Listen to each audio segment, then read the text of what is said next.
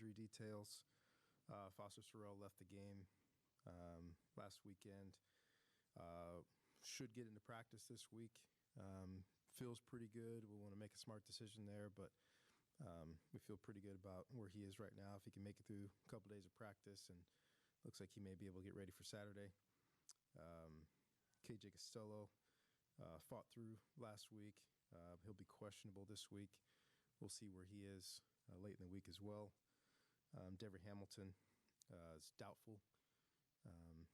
See what the next 24 to 48 is with him, but it's unlikely he'll be able to play. A couple guys getting back would be great. Ethan Bonner, Trajon Butler, and Stuart Head will all practice this week in some capacity. We'll see if they're ready to play. Jacob Mangum-Farrar might be a little bit behind that. But at least we'll get those three guys working back into practice. If those three guys aren't ready for this week, there's a chance all three or some combination of those three could be ready for the following week. So a couple guys got banged up. Got a couple guys coming back. As far as where we are in the season, as widely reported the entire offseason, we opened the season with the toughest 4-game stretch in America. We haven't been up to our standards. It was difficult. We've had some injuries, but the injuries aren't the reason for our record. We've missed some opportunities. I thought this past game, our defense played extremely well. They made a couple of plays. We gave them a couple, but I thought we had a winning effort there. I thought up front seven, defensive line, linebackers, secondary, I think all played well together, played hard. We played a variety of guys. Had a couple of young guys step up with a lot of playing time. Jonathan McGill thought had an outstanding game, as well as Caillou Kelly, 2 freshmen coming in, playing at a high level. Expect those guys to continue to play and play well. But I thought we played well on defense. The special teams, thought we held our own. Made a couple of nice plays, stopped a dangerous returner. Offensively, too many penalties, too many negative plays, too many missed opportunities to have a chance to win. So that's our charge, to make sure we change that we are more consistent, as we haven't been this year. We've got ability. I love the structure of what we're doing. We've got to do a better job of putting guys in position to make plays. We got to have guys make plays. What do you credit for the defense's step forward and performance against, I would imagine, especially on the line of scrimmage? Oregon came in with a pretty highly touted offensive line, and would say Stanford wanted the line a lot. Honestly, I give the credit to our staff for putting the plan together. But the guys played. They played hard. They played physical. They stepped up to the challenge. We harassed the quarterback throughout the day. I mean, outstanding quarterback, one of the best in America. We were in his face. Casey Toohill got to him multiple times. Tomas Schaffer got to him. We knocked the ball out a couple times. Jordan Fox got to him. So as a unit, I thought we played extremely well. Played hard. Played smart. Because the guy's also a really good athlete, and we didn't let him break contain and hurt us with his legs, which he's been able to do over the last year plus to a lot of people. So I think our guys played really, really well, played really smart, played really hard. We gave them a couple, and they made a couple, which you're going to expect against a good football team. We have to be able to counter. All offseason, you talked about simplifying what you guys were doing on offense and getting good at what you guys are good at. And that went into training camp as well. It seems you're kind of frustrated that execution errors are kind of persisting. They're not all the same every single week, of course. Yeah. But wondering if you have an explanation for why those execution errors persist when it was an emphasis all offseason. Well, there are multiple factors going on. We've had, I don't know the number of penalties this past game on the offensive side, but it's hard to play good football when you have a first and 15 and a second and 25, multiple third and 11 pluses. Those are hard. We're behind the chains a lot. As far as what we're doing well, I think we're running the ball well. I think we're blocking well up front. Cam Scarlett, I thought this past game was outstanding. Broke tackles, got yards after contact. We had so many positive plays, and then they were canceled out by a negative play. Then we're trying to get back and not worried about moving the ball, just trying to get back into a position where we can try to get close to getting a first down. That's difficult to overcome. So the biggest issues we're having, I think, is a passing game. In particular, teams are going to try to take away Colby Parkinson. He's been outstanding through 3 games in this game. We had 2 big chances to make a big play. Makes a great catch, but out of bounds on our left side, off the field of play in the end zone. And then a big play down the middle, which was about to help spark us and get us on a roll again, but we got a holding penalty, which takes that play away. I thought we had multiple guys in position to make plays. And credit to the defense for making it difficult on us. But we've got to make some plays. And we as coaches have to make sure that we are continuing to, and we'll see where he is later in the week. How do you look at how things have gone in the inside linebacking spot so far this year? Yeah, it very quickly went from possibly the deepest position on our team to the shallowest position on our team. I believe that we have 2 first-time starters in there that have played well. Curtis has been an outside linebacker for 3 years, jumps in there as inside linebacker, and has felt his way through a little bit, but at times you see that length and speed and athleticism. He's made some tough plays, in the passing game and in the run-stopping game. I think Andrew Pritz, has played extremely well for a guy that was a safety a few years ago. We're really counting on a couple of young guys growing in there, and Jacob Menga-Farrar and Ricky Miezon. We think those guys have a chance to be very, very good, and would be great right now playing on special teams and rotating in, keeping everybody fresh. But to lose those guys early in the season has been difficult. Ryan Beecher's come in and played well, out of necessity, and guys get banged up, and he can play either position. He's a senior, he's a veteran, knows the defense inside and out. So he's been a savior for us just to be able to know that we got a guy that can go in there and play. We have a couple of young guys that if thrust into duty, they'll be ready. But the hard part is we were so deep there beginning of the year, really looking at being 3 deep, feeling good about those guys to being pretty shallow. You've talked about the coaches trying to do more to, get guys in the right position to make plays and help them. It reminds me of Coach Aquino last week said that after each game, he reviews the plan that they had in place for the previous game. And hindsight being 20/20, would he change anything? Wondering if you and the offensive coaches do something similar, and with that benefit of hindsight, would you guys be changing the way you're trying to get the offense going in the game? I won't answer that specifically, but I do it, and I've always done it after every game. I typically watch the game at least 3 times by Sunday night. I watch the offense, I watch defense, I watch special teams. Then I watch it in game order all the way through, watching everything that we're doing, watching every position, every young guy, every older guy who's playing well, who's doing what. Then I go back, and then I watch, in particular, the offense and defense again. And typically I watch the offense at least one more time, evaluating what we're doing and how we're doing it, because I think there's a growth. Even when you're playing well, you have to do that and continue to make sure that you're not being just doing the same things over and over again, changing personnel, changing formations without losing what you do well. There were things I thought that game plan wise we could have emphasized differently.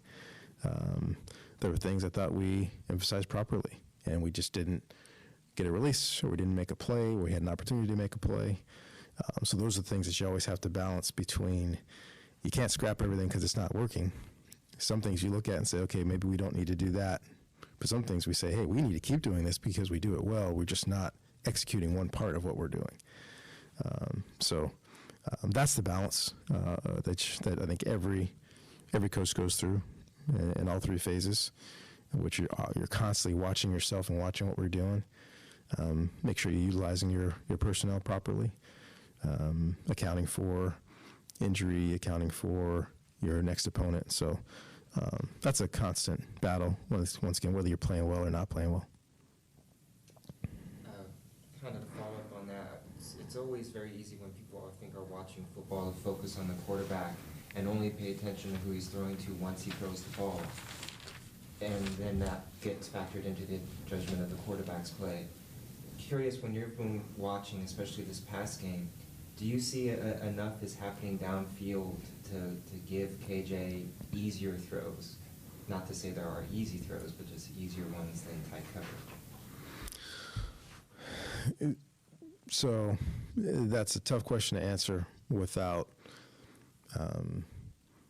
taking a look at what we were facing. There was a lot of roll coverage, drop 8. So they're rushing 3 guys and dropping 8 guys into coverage, which probably is why we were able to run the ball pretty well. But when you are consistently behind the chains, you are consistently 2nd and 7 plus, 3rd and 8 or 9 plus, and they drop 8 guys out, there are no passing lanes. And if you're consistently running the ball on 2nd and 11, 2nd and 12, you're trying to get back into 3rd and medium.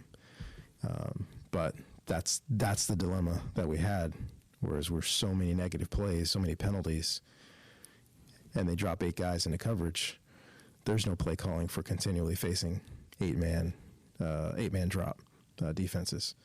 Hit a couple passes because there are a couple of lanes, but we ran the ball pretty well. But all of that changes if you're able to stay in 2nd and medium, 2nd and short, 3rd and medium, 3rd and short.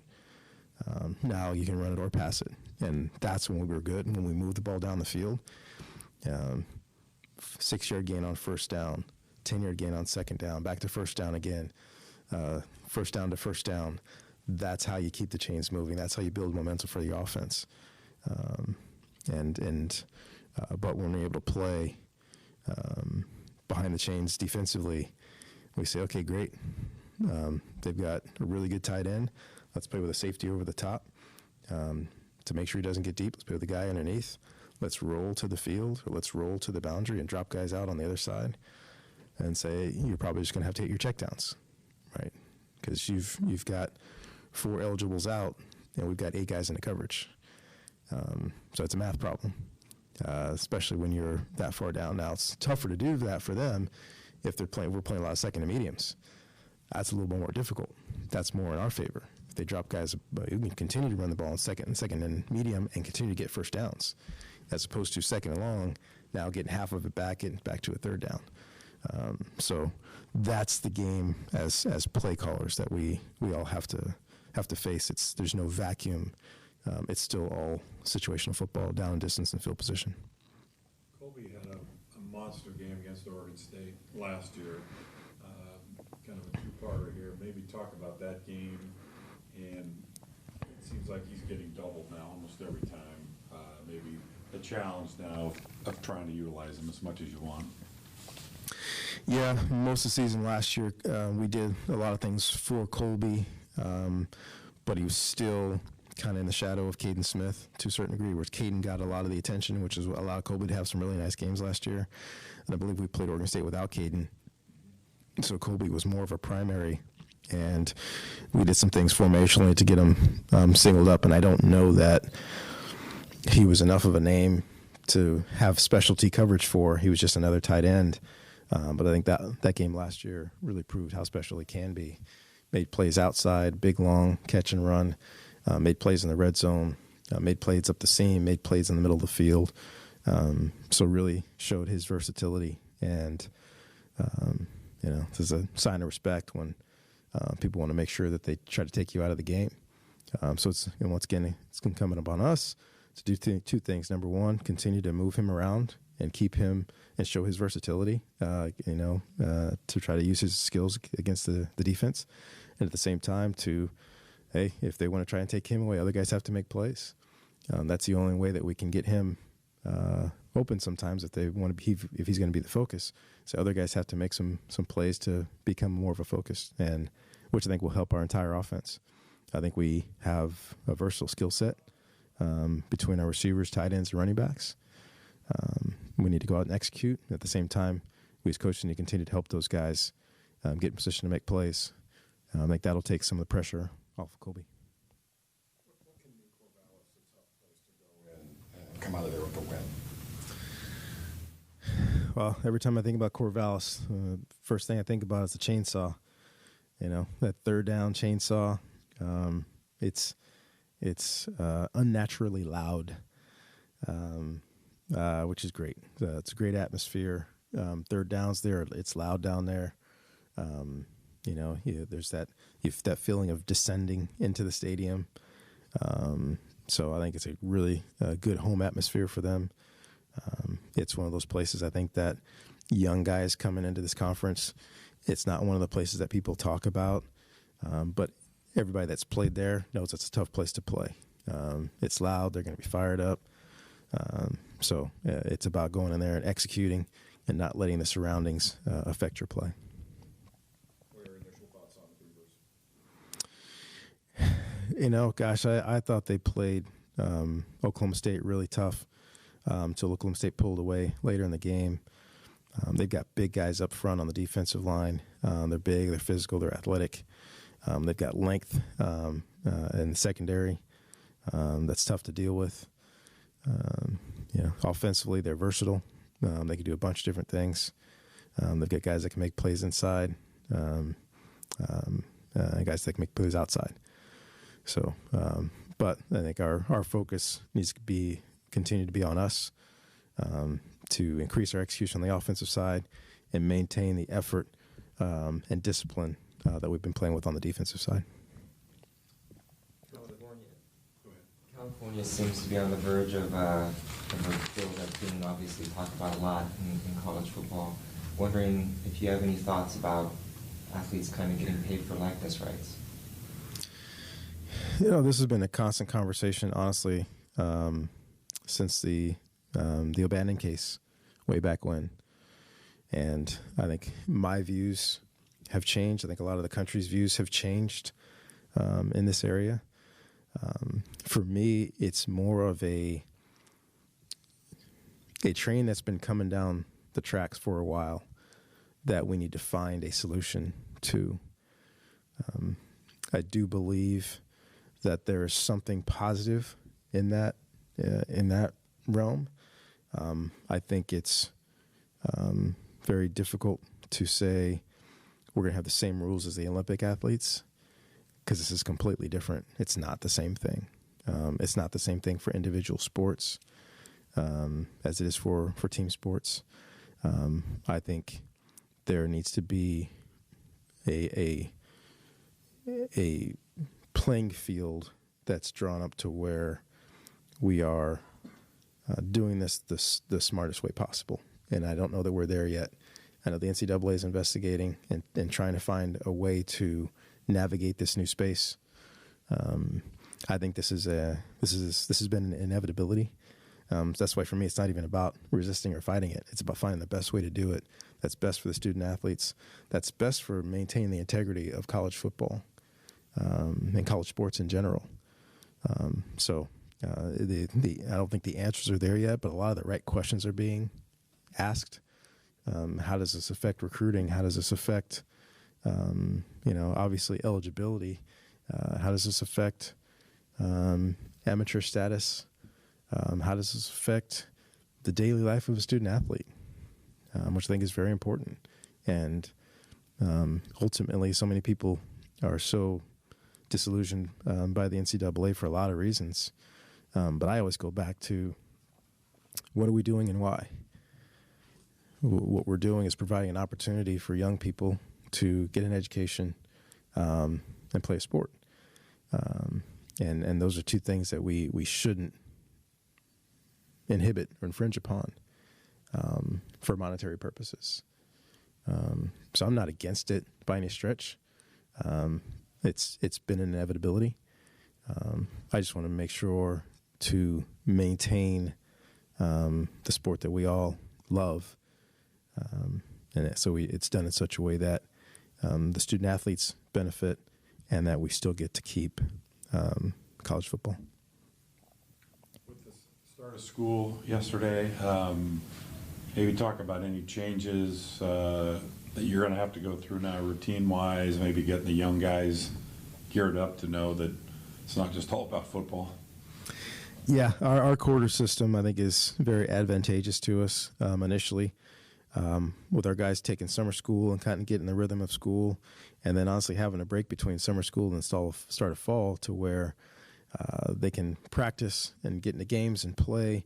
And now we say, okay, remember what you did in the summer, where you have some morning workouts and then class and then practice and then, the evenings to eat, get some rest, get your schoolwork done, et cetera. So it's all about building that rhythm. What we do here is, I think, is a little different in that we have a lot of conflict groups. So we'll pick our times when we can get the most guys there, but we're still going to have a couple of guys that are have to take a class, coming from a class, et cetera. So the coaches will have their block of time to talk to their guys, but they'll have 2 or 3 guys that maybe have to come in at a different time. And that's our philosophy here, which is we're not going to let school suffer for football. We're also not going to let football suffer for school. We're going to make sure that we do both at the highest level possible. So we work our schedules in such a way that the guys have time to do their schoolwork, they have time to go to class, they have plenty of time to get their stuff done.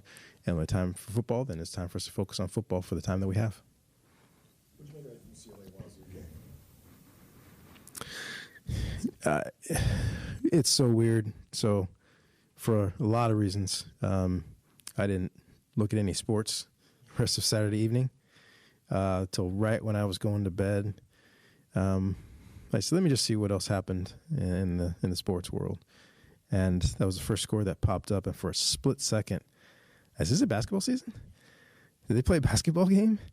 So that was the one group of highlights I watched before I went to bed. And just amazing.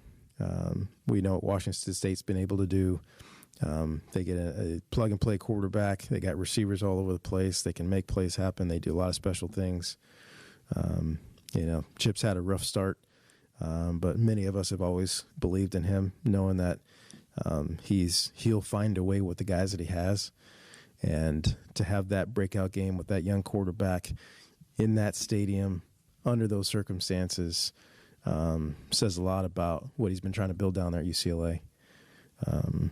Now, I don't anticipate that happening a whole bunch on either side. That was amazing. But at the same time, I'm also the son of a defensive coordinator, so I get excited for a second, but I also cringe and say, still, this game is about stopping people from scoring as well. So it was wild. It was crazy. I think every year you're going to have a few games like that that I think you appreciate and move on. Looks like it. Looks like he should be back practicing today. Like another checkup by the doctors, but talked to him yesterday. He feels great. He wants to go today, but we'll make sure we make the right decision for him. Okay. Thank you.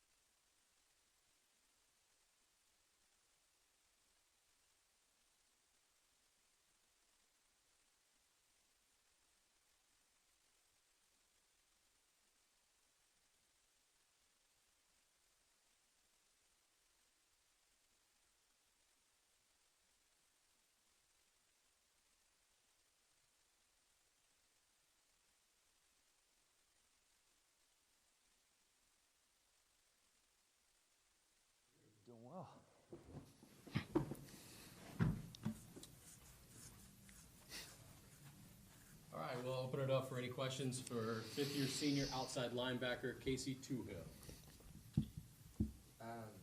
Casey, it looks difficult to sack Justin Herbert. You guys were able to do it 4 times. Can you kind of describe how that came about happening, and I would also imagine the satisfaction added on? Yeah, I mean, he is difficult to sack. He's a big, strong dude. I mean, I was a little bit surprised because I mean, if I got a hold of him, I was like, okay, like when's he gonna go down? It took a while, but he's a really good quarterback. I thought our pass rush as a whole was better, still not where it needs to be, but I thought we came out with some more fire. I thought we created some good pressure on him, but I mean, that really should be our standard. I mean, that shouldn't be a surprise for us. We need to do that every week, if not better. So I think we're really trying to carry that forward and looking forward to continuing to do that. The defense has taken slumps. Given that, how much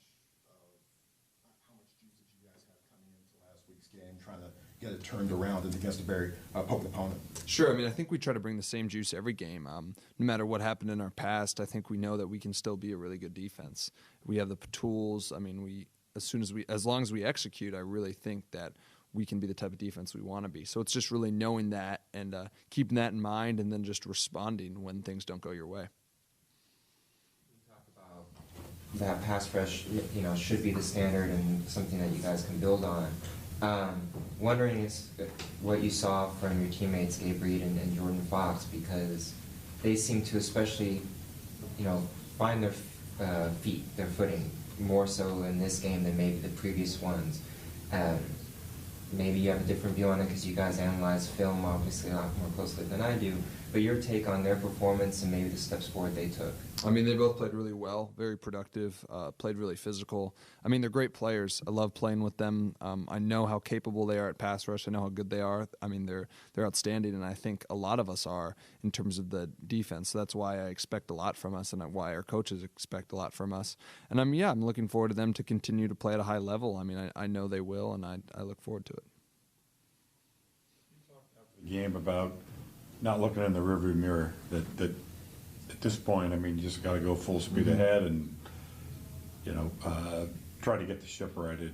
How do you do that? I mean, do you meet as a team? Did the coaches talk to you individually? How are you moving forward from here? Sure, great question. I mean, at the end of the day, as much as you can talk about it and you want to emphasize that to the young guys and the guys on the team, and whether that's during practice, after practice, in the locker room, whatever, I mean, at the end of the day, the most important thing is that you do it yourself, and that you just are really committed to what you're doing that week, whether it's preparation, extra work in the film room, weight room, whatever it is. It's just attacking each practice with an intent, like a certain intention that you want to have for that week. And I think that's what we try to do. That's what I try to do. I really just focus on our next opponent and just really direct my work in that area so that I can move on properly. Anderson has talked this season, I think especially after the USC game, where he said, our guys get in trouble when they play hero ball and don't just focus on their job. Absolutely. And when you're watching film, how does that kind of present itself? And why do you think that guys will do fine doing their job in one play and then kind of lapse into that the next? I mean, it happens, right? Like everyone. I mean, very cliche. Everyone makes mistakes, right? But I think that sometimes happens when maybe for a second you lose trust in whether it's one of your teammates or the scheme. I mean, that can happen if there is a big play happens, and if they're going quick, maybe you don't know exactly what's going on. And but I think what we're coached to do, what we're trained to do, is just, I mean, you got to be disciplined, and you got to, no matter what happens, you got to, expect that your teammates are always going to be in the right position, and you really just got to focus on being in the right position yourself and doing your job. Because I mean, the best defense we play, I mean, Coach Anderson always tells us, and he's right, the best defense we play is when we just do our job. And I mean, it's not always very interesting to like talk about, and it's not really like a very good headline, but it's true. Like when we can just really just execute and just focus on what individually we have to do each play, then we're the best defense we can be. And I think that's really just obviously what we need to carry forward, and what I'm looking forward to continuing to do with this defense. How would you grade the Oregon game in that regard? I would say probably like a B minus. I really think we left a lot on the table still. I mean, I know personally I missed plenty of plays. And I think kind of with where we want to be, like maybe we did do a good job, maybe we did do better, but it doesn't really matter because we lost. And Coach Anderson talked to us about that yesterday. Like, even if you think, okay, maybe you had a chance to win, it doesn't matter. We didn't.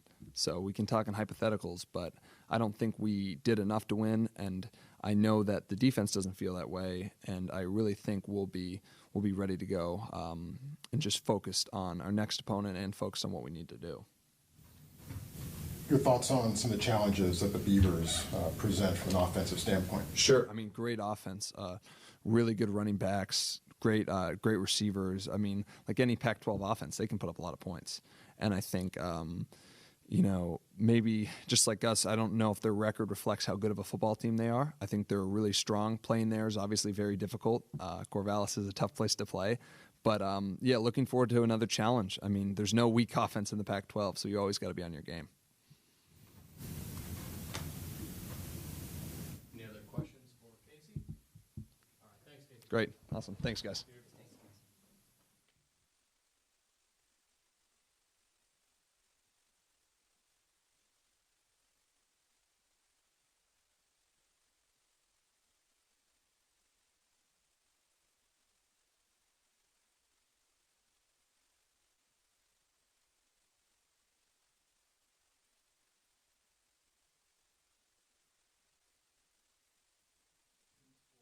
Sophomore wide receiver Michael Wilson.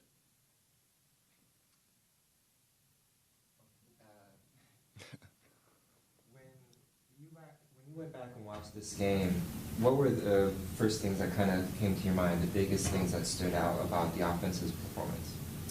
A few big things that stand out. I mean, first of all, we only put up 6 points. I mean, they held us to 2 red zone appearances. We at times we flashed. I mean, when we got down in the red zone, it looked like we couldn't be stopped. But ultimately, it came down to penalties, shooting ourselves in the foot, to our lack of execution. I mean, we have a good play, and we get a false start, we get a holding. So now it puts us, first and 20, back in our own 10-yard line. So that's always tough to start a drive like that. So I just think really a lack of execution, sometimes a lack of attention to detail. We just need to be better as an offense. I need to be better myself. We need to demand more from ourselves so that doesn't happen again.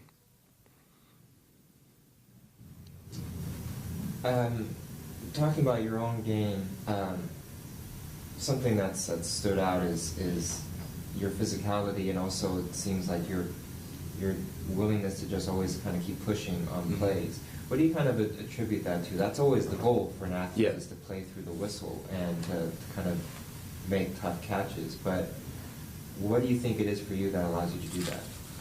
I just have a desiring will to just outwork my opponent. I think Coach Shaw really wants that to be the theme of the Stanford football team, and I think that's been the theme of Stanford football in the past. It's just that, we're just going to outwork you, we're going to out-effort you, and we're just going to outwill you. So what I like to bring to the game is just really professional brutality, right? I mean, we talk about that all the time.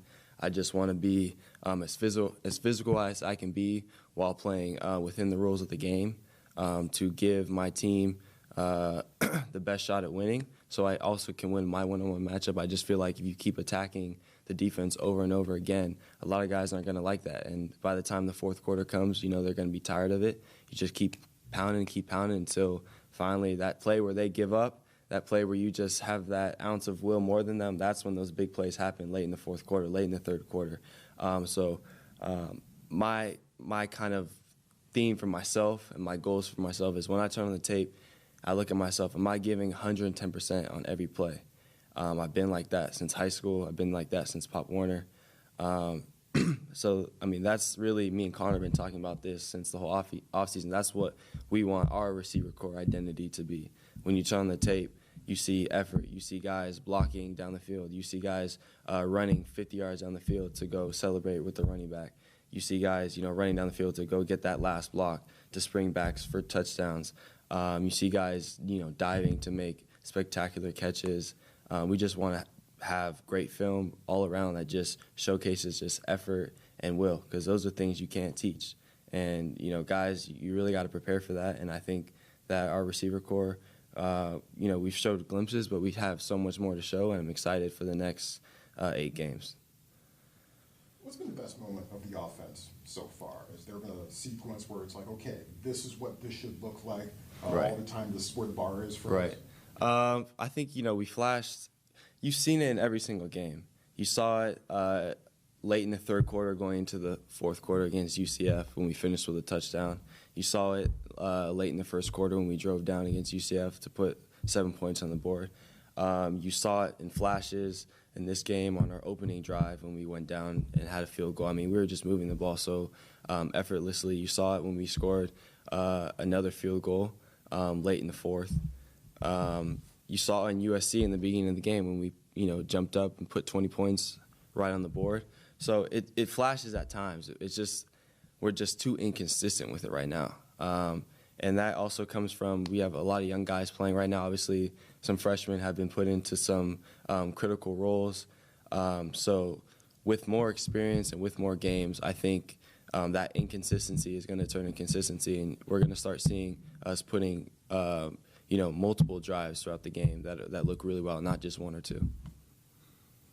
Big plays are often, they can be contagious. Mm-hmm. And it just seems like you're just so close Right. to kind of breaking out somebody. Right. And then it kind of gets Yeah. contagious. Are you all just, do you think maybe you're pressing at times, or are you all just trying to be that person to kind of get this thing going again?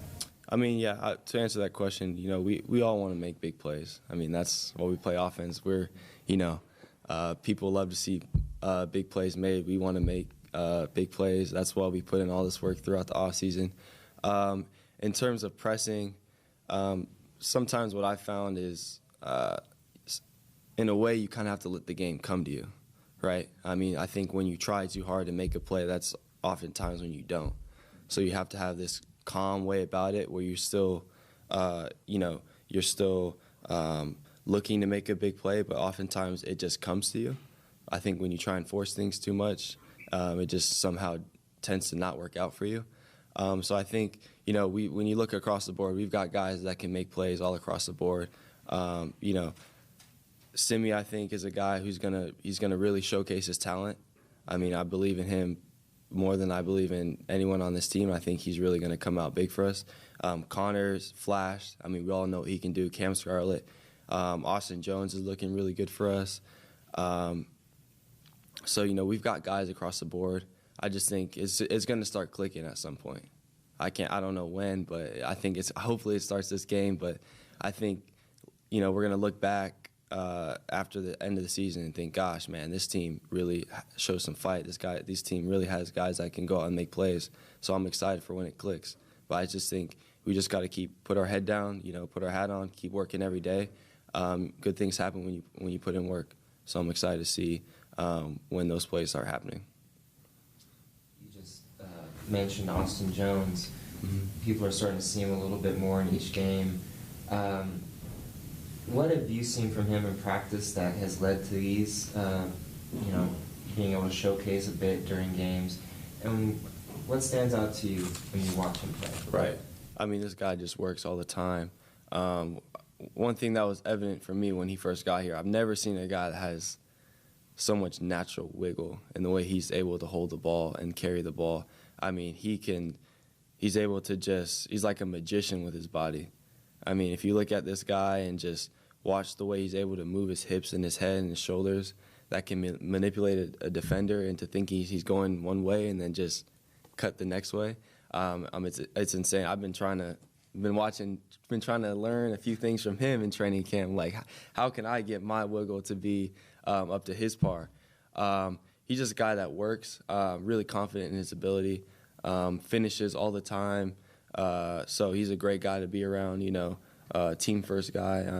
I support Austin all the way. I think he's going to be an exceptional player here. Yeah. How's your life changed now that school's back in session? I mean, it's definitely got more hectic, but, you know, we're Stanford men. This is what we signed up for, so I love it. I mean, school is, you know, a big part of the reason why I came here is because, you know, it's just up there with football, if not more important. I mean, the degree is so important, and I love the challenge. I love taking difficult classes.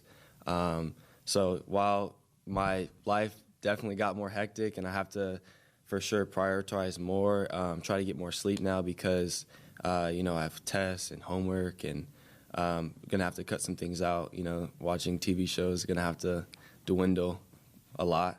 But I'm just, you know, prioritizing, but that's what I did all of high school. So I'm just taking my habits that I built when I was young and carrying them on to now, so I know I'll be fine.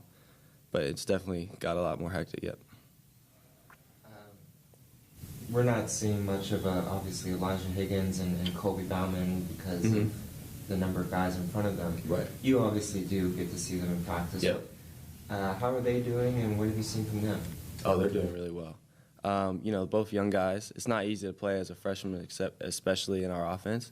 But those two guys are going to be big-time players for us in the future.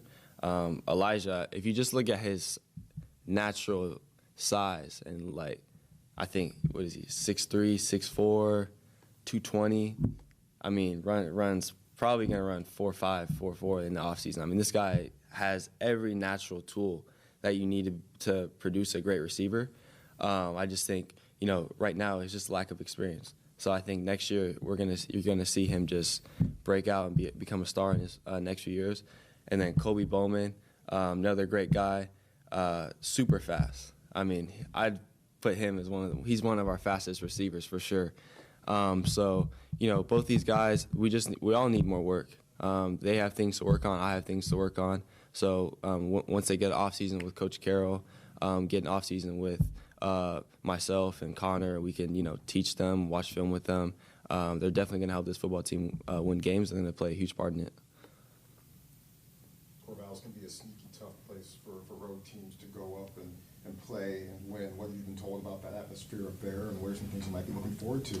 Yeah, I actually asked Connor this question yesterday. How was it playing his freshman year there? He said it's really tough. I mean, they said they have a lot of fans. The fans are brutal. He said that it's going to be loud. You know, so I mean, I'm looking forward to it. Away games are always fun for me because it's fun going into an adverse environment. You really got to, you know, hone in your focus and not worry about the noise, not worry about the crowd, not worry about the other team, just worry about, you know, myself, my team, how can I produce and help my team win. So I'm really excited for it. Really looking forward to it. Anything else for Michael? All right. All right. Thank you. First test of the quarter, right? Thanks. Thank you.